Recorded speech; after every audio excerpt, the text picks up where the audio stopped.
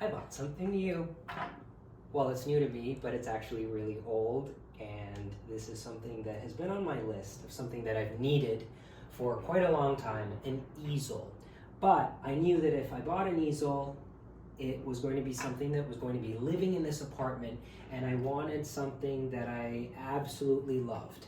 Most of the easels that are available today at art stores, they're beautiful. They're made out of wood. You can get very solidly built wooden easels, but they're not what John Singer Sargent had. And I, in my obsession with John Singer Sargent, have pored over the photographs that exist of him painting, and he had an easel that was made in London by a company called Robertson and Company, and it was exactly like this. Now, this is not a Robertson easel, but I have been waiting and looking. Every time I'm in an area where there's junk or antiques, I think, is there an easel? And sure enough, in Connecticut, just a couple months ago, this was sitting in a shop, and I thought, here it is. So the easel that Sargent had was all wood. It had these legs that made it very solid, and it had these crossbars. But this was the feature that I have been waiting for. It's this metal mechanism with this metal handle that enables the artist to crank and actually move the canvas up and down. So this is why I wanted this. And this part holds the canvas in place. And just yesterday, I was sitting at my desk, and I'm so used to doing all my paintings at my desk. Usually I'm working on small things. But I was sitting at my desk and I was working on something big, and I thought, this is so cumbersome. And I realized, oh, I have an easel now. So I used the easel. But today's video is about reviving old wood. So often when I buy something that's old, that's made out of wood, it's very dry. And you can see here, like this area, right actually down here is a very good example of how dry this wood is. It's really dry. And I did a little test. Over here.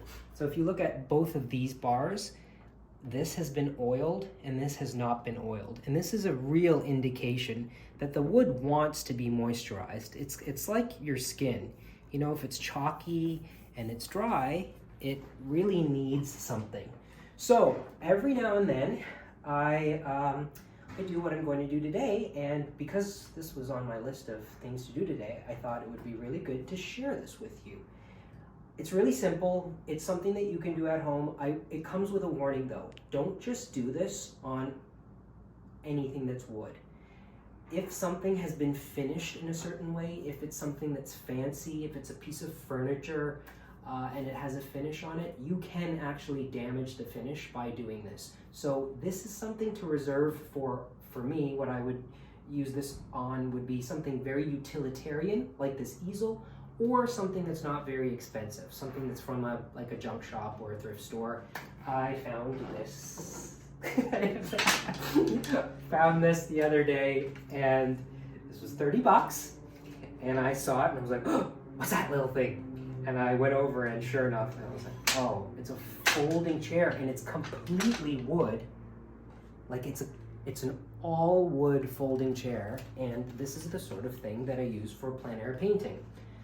Not just plein air painting like in nature, but here in New York City, when I'm trying to paint the facade of a building, I'm often squatting on the sidewalk where all the dogs pee. And I realized, you know, it would be really nice to have a tiny little chair that I could put in my bag. So I do have one up there. I found this one, and I will use this one as well. But this is also very dry. And you can see this here. And after I oil it up, like all these slats are so dry, but after they're oiled, it will, like this chair and this easel will be happy. So this is what I do. I make a little mixture, and the two things that I use are some kind of solvent, like a paint thinner, or mineral spirits, and I'm using odorless mineral spirits today, and linseed oil, and this is boiled linseed oil. And both of these things are available at the hardware store. Boiled linseed oil and mineral spirits. And the proportion for mixing this solution is up to you. If the piece is really, really dry, you will want more oil. But if it's not very dry and you've already oiled your piece, and maybe you're doing this once a year, then use less linseed oil. If you use a lot of linseed oil, the more linseed oil you use, the longer it will take for the piece to cure. So it's better to use sort of a thinner solution of oil and do layers, like a couple layers, than to put a lot of oil in at the beginning. What I like to do is 2 parts solvent. So I just use a disposable container for this.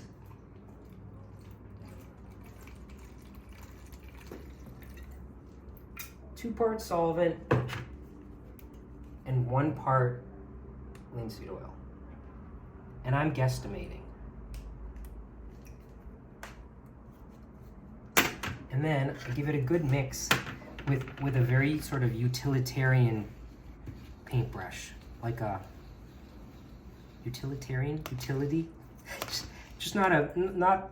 This isn't a brush that I would use for my oil painting. This is like a cheap bristle brush. And I mix this with this brush, but I actually will also use this brush. Okay, so I gave it a good mix. And now I actually apply the solution with rags. And here's the thing.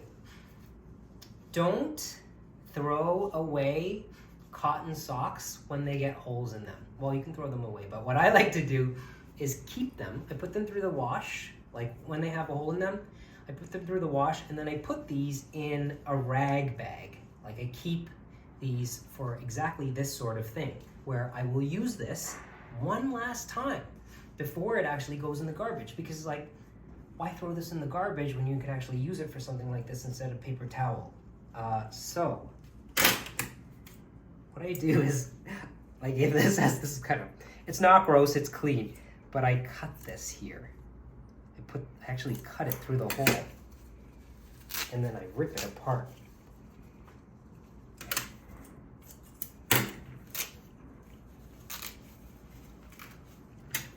And I make the sock into an actual flat piece of cloth. Like that. Okay. And now, what I do is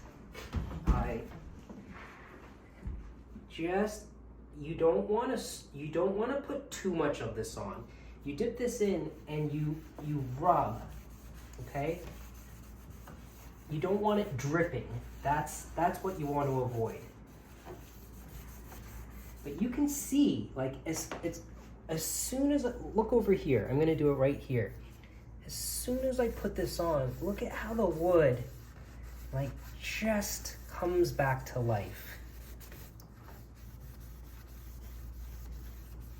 Now, I'm doing this in my apartment. If you have a house, it's much better to do in the yard or in the garage, somewhere that's well ventilated. If you are doing this inside, just open the windows, turn on a fan.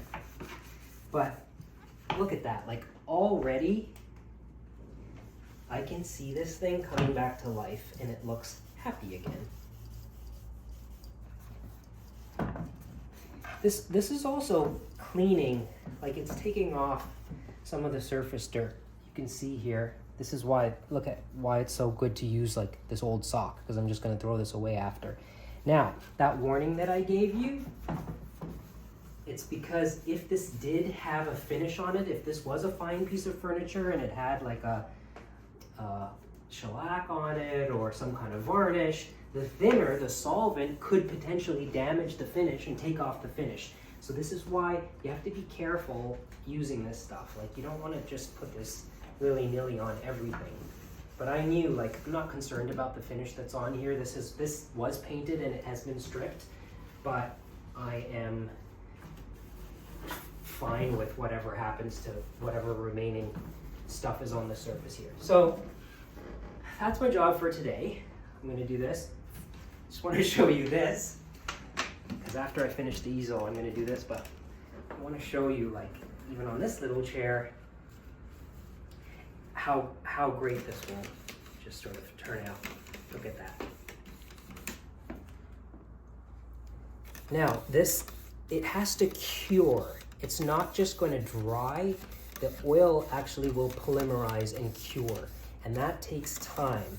So if you can put these things outside on like a nice dry but warm day, don't put them directly in the sun, but put them in the shade and allow the oil solution to cure.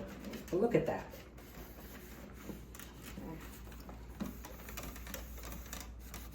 This is very simple. This is not expensive. These two things are not expensive. And this is where the brush comes in. So in like hard to reach areas, I would use that paintbrush just to make sure I get everything. And then I wouldn't leave this on, because if you leave excess on there, it will get sticky. So you have to make sure that you remove any excess drips. Okay? There you have it. Reviving old wood with just solvent and linseed oil from me and my new old easel. Thank you for watching. Goodbye.